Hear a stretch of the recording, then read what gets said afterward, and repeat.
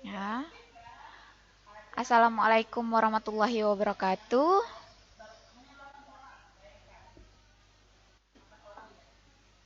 Selamat pagi semuanya. Baiklah, bagi yang sudah bergabung pada Google Meet hari ini, silakan untuk absen kembali dengan menuliskan namanya pada chat di Google Meet ya. Bagi yang satu HP, dua orang dan tiga orang, silakan juga menuliskan nama temannya ya.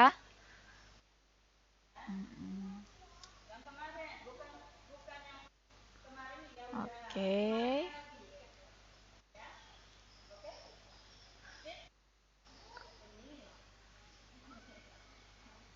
Kemudian ini sambil teman-temannya yang lain absen, bagi yang sudah absen, Ibu akan memeriksa kerapiannya ya. Silakan Popi Irmanda untuk berdiri.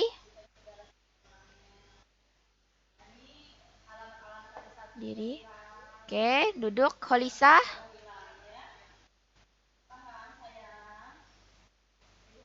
Kemudian Made Gunawan. Nengah Suwadi. Mana Nengah Suwadi? Lewatkan dulu Nengah Suwadi. Rizka Padilla. Nyalakan kameranya Rizka.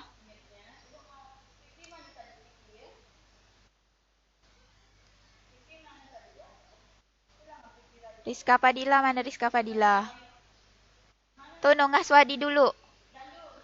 Nengah Suwadi. Oke, Wanda Meriska. Kemudian Selpiawati. Rizka Fadila. Kemudian Kadek Rasti. Juga Suli Malini ya.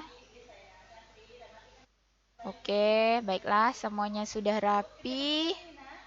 Baru ada 1, 2, 3, 4, 5, 6, 7, 8. Ada 9 orang ya yang baru bergabung.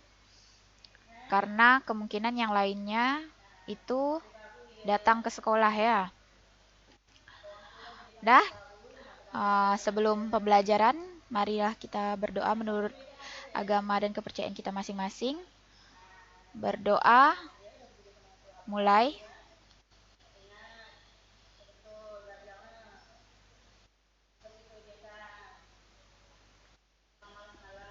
Amin. Selesai. Zulfikar yang baru bergabung, kemudian Nyoman Sumanto. Silakan untuk menyalakan kameranya, Nyoman Sumanto.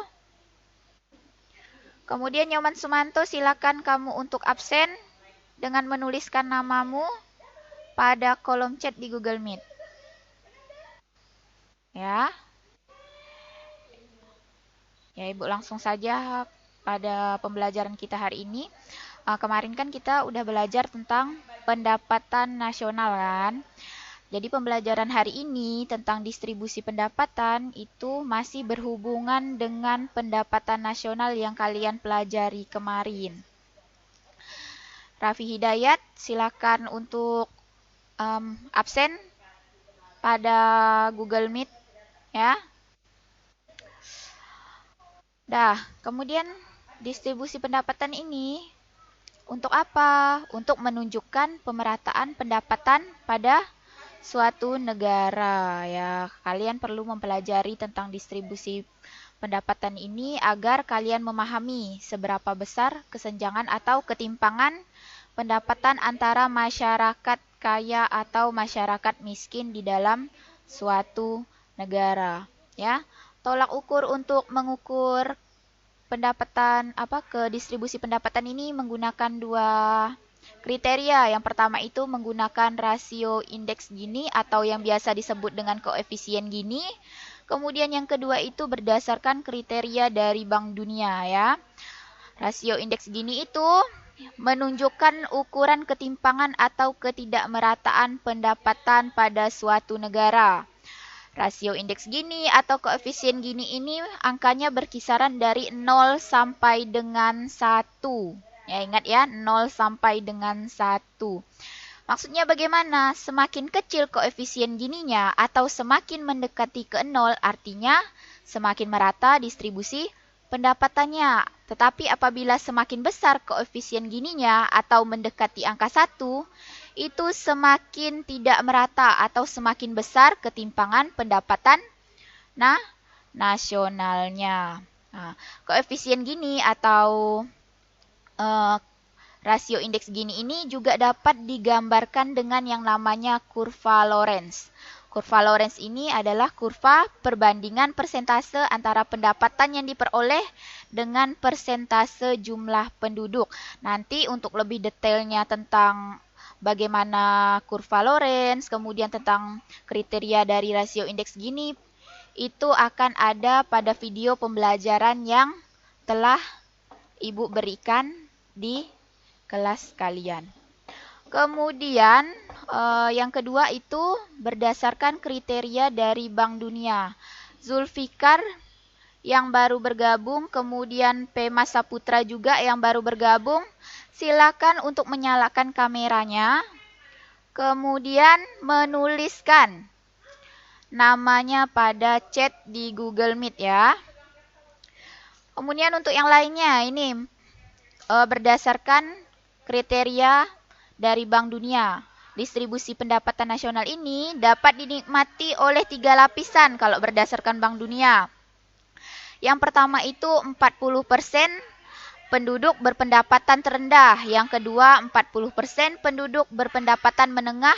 Sedangkan 20% itu penduduk berpendapatan tinggi. Tetapi yang menjadi patokan dari kriteria Bank Dunia itu adalah 40% penduduk termiskin ya. Nanti kriterianya juga dapat kalian lihat pada video pembelajaran yang sudah Ibu bagikan di kelas kalian. Sebelumnya Nyoman Sumanto, Raffi Hidayat, Pemas, dan Zulfikar.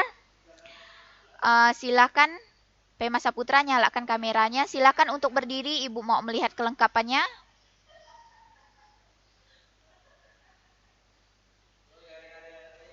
Pemas jangan lupa untuk absen, oke. Nyoman Sumanto, Raffi Hidayat silakan duduk. Zulfikar, silakan berdiri Zulfikar. Mak Zulfikar enggak pakai ikat pinggang ya, rambutnya juga baru bangun tidur kali Zulfikar nih. Ya. Bagi yang sudah jelas tadi ada pertanyaan tentang distribusi pendapatan. Jika tidak ada, silakan bagi yang sudah absen dan sudah bergabung dari tadi untuk kembali ke kelasnya menyaksikan video pembelajaran. Jangan lupa poin-poin pentingnya dicatat dan dikumpulkan melalui WhatsApp pribadi Ibu ya. Catatannya tentang video tersebut dikumpulkan melalui WhatsApp pribadi Ibu. Jadi bagi yang sudah bergabung dari tadi, silakan untuk keluar dan kembali ke classroom-nya. Ibu ucapkan Assalamualaikum warahmatullahi wabarakatuh dan selamat pagi semuanya. Bagi Pema Saputra, silakan untuk menyalakan kameranya Pema Saputra.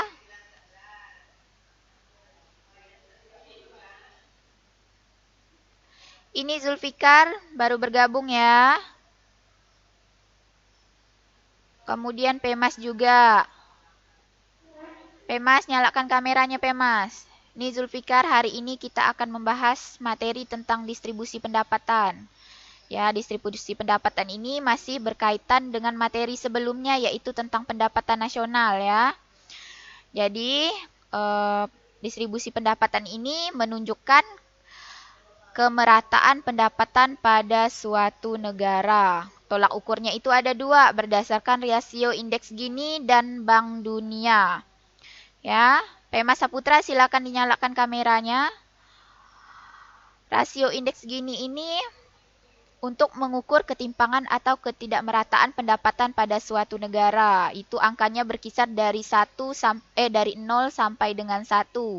Sedangkan Bank Dunia ini patokannya itu adalah 40% penduduk termiskin. Untuk penjelasan lebih lanjut dan lebih detail nanti silakan kalian perhatikan video pembelajaran yang sudah Ibu bagikan di classroom kalian. Kemudian catat hal-hal penting yang ada pada video tersebut. kemudian catatannya dikumpulkan melalui WhatsApp pribadi Ibu ya. Paham Zulfikar? Dah ya. Ibu ucapkan Assalamualaikum warahmatullahi wabarakatuh. Silakan kembali ke kelasnya, Bang.